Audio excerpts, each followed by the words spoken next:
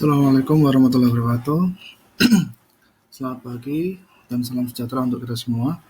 Baik, pertama-tama Bapak perkenalkan diri dulu. Pak Rama, mengajar bimbingan konseling di khususnya kelas 12 SMK PG 13 Surabaya.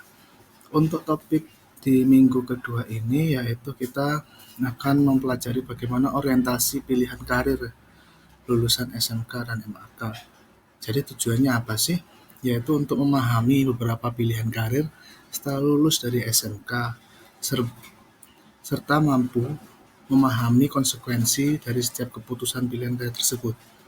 Jadi kalian ketika sudah melangkah, kalian sudah lulus nanti itu tahu. Jadi ketika lulus mau kemana, ke arah mana itu tahu, tidak terlontang-lantung nganggur.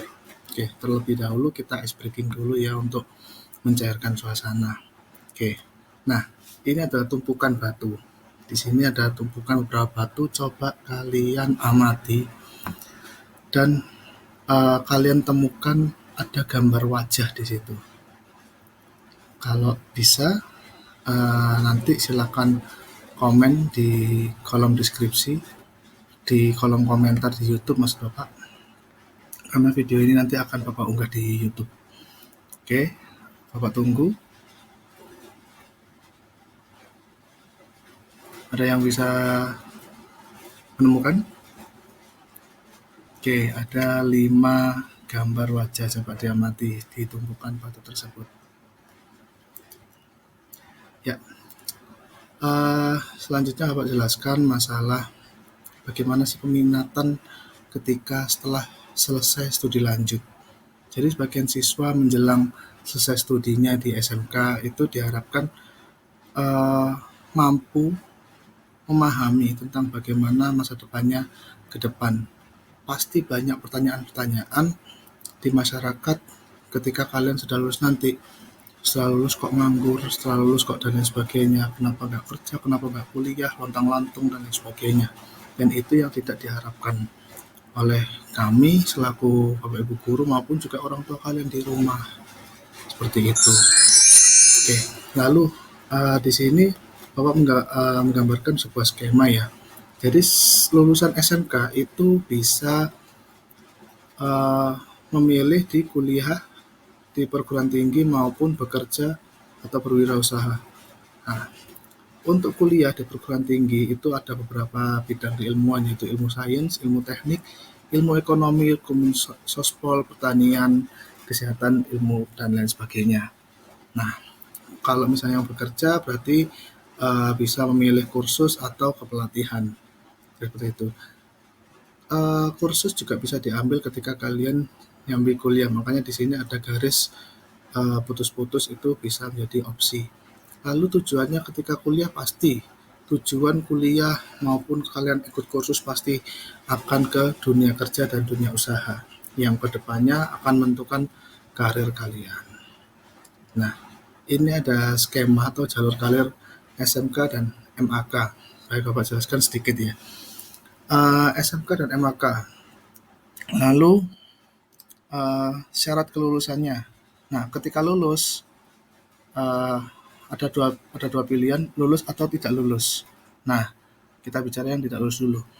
Kalau tidak lulus, berarti kalian mengulang di SMK atau ikut paket B. Nah, kalau lulus, kita lihat garisnya.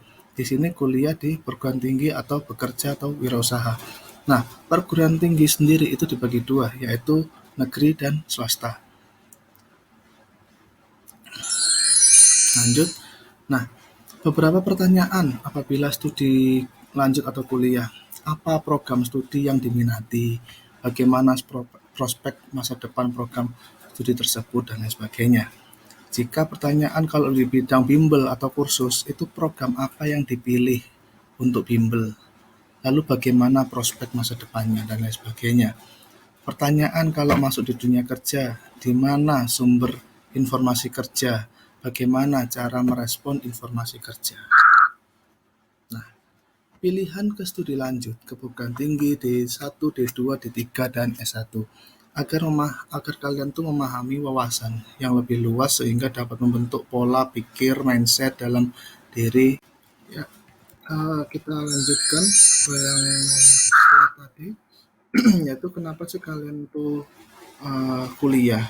Jadi supaya kalian tuh punya mindset kedepannya itu menjadi pribadi yang lebih baik, mendapat aktualisasi diri dari masyarakat, mendapat pengakuan dari masyarakat. Oke. Lalu apa aja yang harus diperhatikan untuk studi lanjut? 1. Status akreditasi perguruan tinggi, jalur jenjangnya, sistem penerimaannya, perguruan tinggi kedinasan. Hal penting untuk yang Anda ketahui, 1. Fokusnya, fokus keinginan karirnya, fokus ke bakatnya, fokus penjuruan, dan fokus ke kemampuannya. Nah, bentuk perguruan tinggi itu apa saja? 1. Universitas, 2. Institut, 3. Sekolah tinggi atau STAI biasanya, terus akademi, akademisi, terus politeknik. Ada 2 jalur pendidikan dalam pendidikan tinggi, yaitu pendidikan akademi dan profesional. Kalau pendidikan tinggi yang diarahkan pada penguasaan ilmu, pengetahuan, dan pengembangan itu namanya akademi. Jadi nanti wawasan ilmu pengetahuannya gelarnya S1, S2, S3. Seperti itu. Kalau pendidikan yang profesional ada D1, D2, D3, D4, dan spesialis. Seperti itu. Nah, lalu pelatihan atau kursus.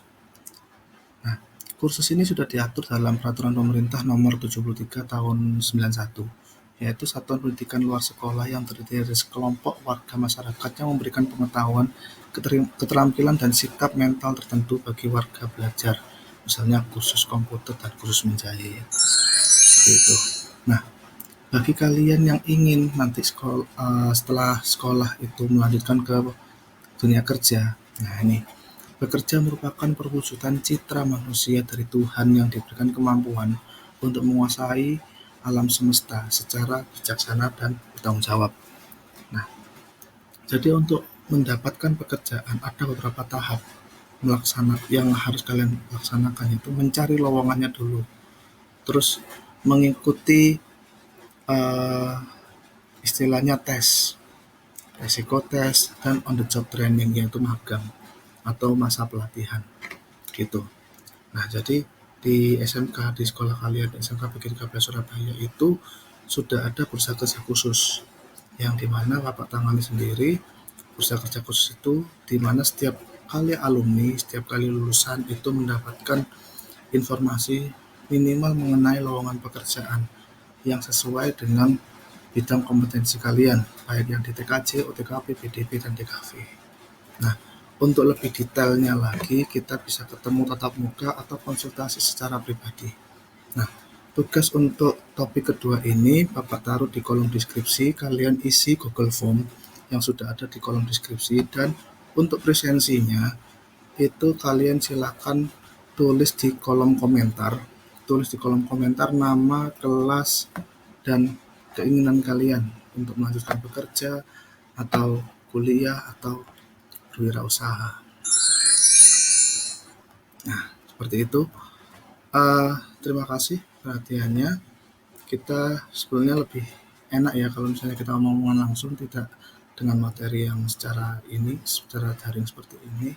Jadi kita bisa lebih luas lagi kalau misalnya ingin sharing-sharing masalah pekerjaan dan lain sebagainya, atau nanti kalian kepingin kuliah dan lain sebagainya, kita bisa sharing-sharing lebih dalam lagi.